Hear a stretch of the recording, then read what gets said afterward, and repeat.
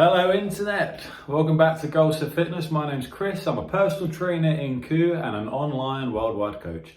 Today I'm going to give you guys 12 tips on how you can lose weight in 2022. You must be so excited, I can't wait to get started. So I'm going to start by giving you 6 things to do and then also give you 6 things to avoid. And then I'm also going to finish off with 2 things for you guys to consider so that we can make sure that you've got a pretty good weight loss journey next year. So we're going to start off with some things to do. Number 1, goals. Okay, my business is called GoalSet Fitness, right? I believe in goals so much, it is like the number 1 for me, all right? So goals are really, really important. Now you need to make sure that you've got something called a performance goal. Now a performance goal should be something that you're good at, something that you enjoy, or something that you think you would like to master. Something that you're good at might be swimming, something that you enjoy might be hiking, and then something that you would like to master could be something like rock climbing. Right, by having a goal, it's going to give you something to work towards, it's going to give you something that you're going to enjoy, and it's going to give you something to master. It's basically going to help you prioritize your body and keep you on track. By having a performance goal, it gets you to focus more on your performance, on how your body is doing, rather than on the scales, okay? So we take your attention away from the weight loss and more onto how you're performing as a person. Of course, when you're active and you're aiming for a performance goal, you're of course going to lose weight. Okay, but the second thing is you're going to have a body that's much fitter, stronger and healthier than just going on walks all the time to lose weight that way, or just going on a diet and without doing any activity. Okay, so by going on a good diet and by making sure you've got some performance goals, you are going to have an amazing body. Number 2, are you being active enough? You need to make sure that you're being active enough, okay? If you are on the sofa, that's not being active. Get up from the sofa and go and do something. Now you need to make sure that you're doing activities that perfectly match your skills, okay? If you can't swim, don't go swimming. Go running instead if you can run. You need to be aiming to burn about 300 to 500 calories when you're being active. And you also want to make sure that you're getting that heart rate up, okay? Don't just go to the gym and smile. You've got to do something when you're there. All right, I'd like to see you getting up to about 130 beats per minute in your heart rate. However, if you're 65 plus, I understand that sometimes that's not achievable. So the point is just to make sure that we're getting your heart rate higher than what it would be when you're at rest. Number 3 now, we know we want to work onto the food. We've got to make sure that you're eating the right amount of calories and the right kind of food. Now the right kind of food is to make sure that you're eating whole foods. Whole foods are things like good fruits, good vegetables, good meat, and it all has to be organic, all right? Try and get the organic stuff, it's good for you.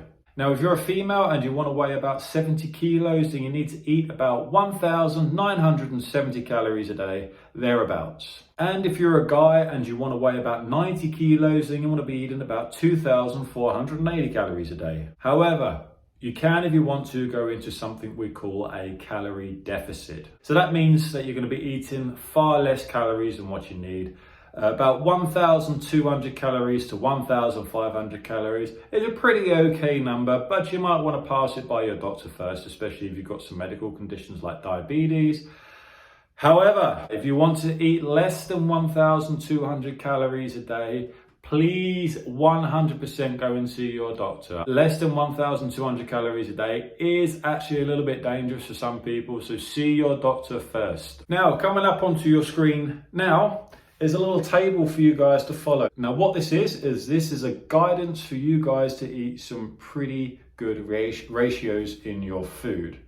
All right, so if you look at the healthy standard diet, you can see that that's asking you to have about 50% of your diet coming from carbs, about 20% of your diet is going to come from good proteins, and about 30% of your diet is going to come from those cheeky fats. And now if you go on to the next line there, you can see that a low carb diet is asking you to have only about 15 to 20% carbs, about 40 to 50% in those good proteins, and about 30 to 35% of those cheeky fats.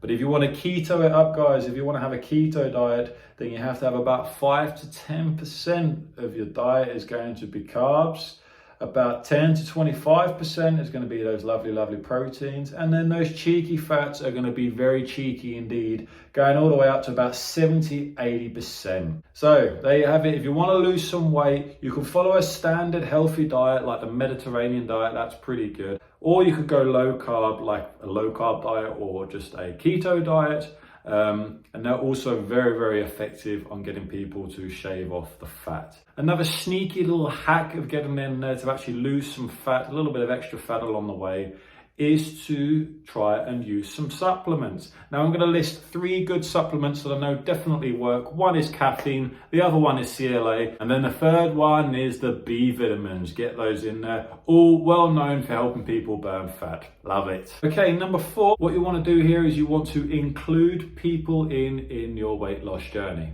All right, so there's a couple of ways that you can do this. One is you could just go online, scribble a little text on Facebook and say, hi guys, just so you know I'm losing weight. No problem, you're going to get some likes, everyone's going to be very supportive. Or what you can do, keep it a little bit more discreet, and you could go tell your friends, your family and your co-workers, let them know that you want to lose weight. Okay, this is really important for you. Another thing you could do is actually ask them for your help. So you can go to your friends, your family and your co-workers and say, guys, I need to lose some weight, and also I need you guys to be supportive, okay? And there will be, and there's no shame in asking for people's support, because people come and see me all the time asking for my support. No shame in asking for help, ask for help. Now, the reasons why all this is good are, 1, by announcing your weight loss journey to your friends, your families and your co-workers is actually going to give them the base understanding for why you're eating salads at work and things like that, okay? And 2, if you actually ask your friends, your family and your co-workers for a little bit of help, they're going to be a little bit more inclined to help you, and they're going to have a small subtle mission of inside themselves to make sure that you achieve that success, which means they're less likely to put the peer pressure on you to go out to all these parties and work festivals and parties and work parties and parties and work parties and parties and work parties, and you get my point. Okay, they're going to be a lot more respectful, they're going to have you in mind, and that's really going to make your weight loss journey a whole lot more easier. And number 5, right, this is a good one, everyone's going to love this one. Have to make sure that you're getting enough sleep. All right, ladies, you need to be having 9 hours of sleep every night. Okay, get that beauty sleep. And gentlemen, you only get to have 8 hours, unfortunately, and I think that's because we have to get up 1 hour before the missus so that we can make us some breakfast in bed. I don't actually know if that's true, but most science supporting that. It's just a theory. The point is about 8 hours of sleep is approximately the sweet spot for weight loss. And the reason that getting no sleep is good is because, number 1, if we don't get enough sleep, one of the stress hormones is actually stimulated, which causes us to hold on to our excess weight a bit more. Number 2, a lack of sleep actually increases our appetite, which causes us to eat more throughout the day. And 3, if you get more sleep, you are less tired. And if you're less tired, you are more active, which means that you're going to be less likely to skip that training day. Number 6, make sure you drink a lot of water. Spread it out throughout the day. 8 glasses of water a day or 2.5 liters of water a day is perfect to making sure that you are staying hydrated. Now, the reason that water is good for weight loss is because, number 1, your hydrated self is a lot more active than your dehydrated self. When you're dehydrated, you're more tired. When you're hydrated, you're less tired. And if you are less tired, you are more likely to go to the gym and do the training that you're meant to be doing. So staying hydrated is going to make sure that you stay on track with your training. Secondly, drinking water is actually an appetite suppressor. So a little quick tip for you, try and drink water about 30 to 10 minutes before having food, and you're going to feel more full. You might not even finish your meal, which is going to mean that you'll be less likely to go and snack. Okay, so that was 6 great things to do to help you with your weight loss in 2022. Now I'm going to give you 6 things that you're going to avoid. Number 1, avoid hot states. Now, I don't mean that everyone from Texas and New Mexico has to go and move north. I don't mean avoid hot states in that way. I mean your personal self.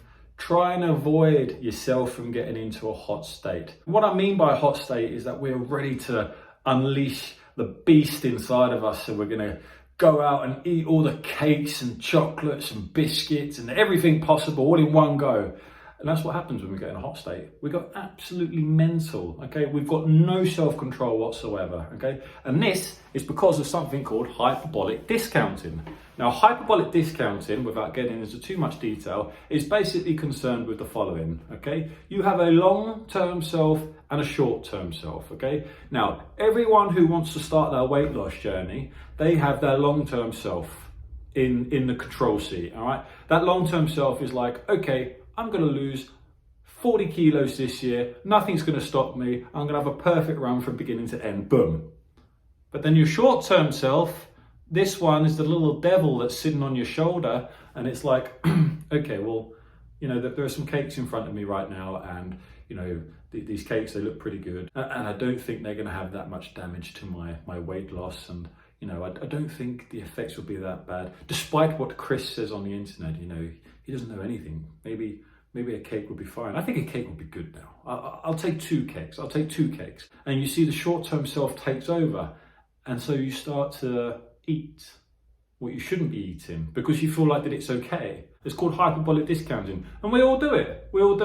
But you have to put yourself in the control seat. One of the ways that I think is absolutely fantastic to deal with this is by giving yourself a grading system. Okay, so on this grading scale, you're going to give yourself a scale from 1 to 10. Okay, now 1 means that you're calm, pretty calm, nothing's happening. Number 10 means that you're shoving all the food in your mouth, everything possible, and there's no stopping you. Okay, that's the scale of 1 to 10. All right, now let's suppose that one day you somehow accidentally wake up in the middle of a cake cafe. You've got absolutely no idea how you're there. You are just there and you're like, okay, I'm here now. What am I going to do? In that situation, what I need you to do is grade yourself from 1 to 10. Okay, think about how you're feeling inside. All right, now an 8 is that you've got up and you're going over towards the cakes. A 9 means that you're getting out your credit card and you're about to pay. And a 10 means that you are eating that trashy food, okay? I want you to think about number 7, lucky number 7, all right? When you're at number 7 means that you're looking over at the cakes and the biscuits and the chocolates. You're looking over and you're considering whether or not to go and buy some. As soon as you're at number 7, I want you to get up and I want you to leave. Go and cool down because you've entered a hot state, all right? And that hot state is going to beat you. So you have to get up, go out, say goodbye to your friends, say, sorry guys, this is it. I can't do it anymore. I need to go for a walk. No problem with that whatsoever. They'll be very understanding, okay? Go for a walk, cool down.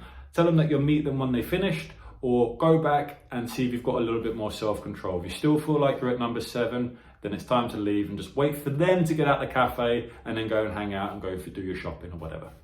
Okay, number 2, avoiding sugar. If fruits and vegetables high in sugar are okay in moderate amounts, it's the glucose that I'm concerned about, and that's the sugar that you often find in processed foods. It's no good for you, and you're just going to put on more and more and more weight. You've got to stop with the sugar. And here are the reasons why. Firstly, sugars like simple glucose actually increase your blood sugar very, very quickly, and in the long run that actually leads to a lot of bad health conditions. And 2, sugars actually provide with the glycerol backbone to fatty acids, and when they connect together inside the body they get stored as triglycerides, which are fats, and that's how we store fat in the body. If you take away the sugars, you're less likely to store fat in your body. Okay, so if you feel like that you want to have something like a cake, a biscuit, or some sort of cream pie, why not just go for a protein bar instead? There's a lot of great protein bars out there from a lot of respectful brands, and just look on the back. Look on the back and see, okay, it's got high protein, that's what Chris said, that's okay. And then look at how much sugar is in it, okay? If the sugar is less than 5, Chris is happy, okay? Most protein bars are actually less than 3 grams of sugar, but you know, who knows? Number 3, I've been so looking forward to doing this one for ages, okay? I cannot wait, all right? Number 3 is basically avoiding alcohol, okay? Yeah, everyone knows that you should avoid alcohol, but do you know why? Okay, check this out. Sugar. Guess how many calories sugar offers per gram? 4 calories in every gram of sugar, okay? That doesn't sound too bad, okay? But what about alcohol? 7 calories in every gram of alcohol, okay? But I haven't stopped yet. What about fat? Can you guess? Fat has 9 calories for every gram. 9 calories for every gram, okay? Now think about it. Alcohol, 7, and fats like oils, 9. They're only 2 calories away from each other. Sugar, for example, 4 calories, alcohol, 7, all right? So they are 3 calories away from each other, all right? So the alcohol and the oils are really close to each other. What I'm trying to point out, guys, okay, if you want me to spell it out for you, when you're drinking a bottle of wine or a bottle of whiskey, it's almost the same as drinking a bottle of oil. It's not exactly the same, but it's getting along that way, okay? And so the point is the reason that you shouldn't drink alcohol, because it has an extremely high calorific value, which is really going to damage your weight loss journey. And number 4, this is a good one, avoiding your phone. Now, when I say avoiding your phone, make sure that you avoid all distractions possible. If you go to the gym for 1 hour and you train for 1 hour without any distractions, that equals 60 minutes of effective training, right? Simple, okay? Go to the gym for an hour again, all right? And you spend 10 minutes on your phone during that hour. What does that mean? It means that you've had 50 minutes of effective training and 10 minutes on your phone. So what has happened is that you've actually reduced your training by 17%. And that's a lot. There's a lot that you can do in 10 minutes. Less training means less calories are being burned, and less training also means that you're going to have less performance upgrades, okay? So you're not going to build as much muscle, you're not going to get as much strength, your flexibility is not going to be as good, and so on, okay? So we really want to make sure that when you go to the gym, you put those headphones on, you think about your fitness goals, and you have 0 distractions. Go for it, okay? That's your hour. If you do more than an hour, that's great. If you do less than an hour, that's also great. My point is the time that you spend in the gym is your time. Nobody else's. Leave them somewhere else. Oh, moving on. Number 5, avoid stopping at weight loss plateaus. Plateaus are common. In your weight loss journey, you're going to see weight loss plateaus. They are going to come, but they are not there to stay, so don't worry. Basically, the human body is very stubborn and it will want to hold on to its weight as best as it can. And these weight loss plateaus, they can happen at the beginning of your training, they can happen during the middle of your weight loss journey, they can happen towards the end of your weight loss journey. Some people also find at the beginning of their training that they actually put on weight, even in the middle and towards the end, that the weight is going up and not down. It's all very normal, okay? It can happen for about 3 to 4 weeks and it'll start going the other way again, okay? Just remember that Chris says it's normal and that it's okay, so you just keep going, give it everything you've got, don't you dare stop. Number 6, coming on to the last one now, okay? Avoid unrealistic expectations of yourself. So, unrealistic goals and unrealistic expectations of yourself are going to lead to unnecessary pressure on yourself and also attack your motivation. You might be able to read some personal trainer or coach, some very bad one, tell you that you can lose 50 kilos in just a couple of months. You can't, all right? So just, don't even think about it. Don't even let that be a goal, all right? 50 kilos, give yourself a year. Another one is, please don't try and get through your training without any mistakes, okay? I'm an 80% guy. You have to allow yourself to make mistakes and learn from it. Finally, it's also very unlikely that you're going to lose more than 40 kilos without having some excess skin, so you might want to plan on having some surgery in there at some point. But a good way to keep your expectations realistic is actually by finding an online coach or a personal trainer. When you're searching for an online coach or a personal trainer like me, try and make sure that they are well known in the area and that they've got a pretty good track record. But until then, here's some pretty good ways for you to manage your expectations of yourself. Number 1, make sure that your expectations are reasonable and controlled.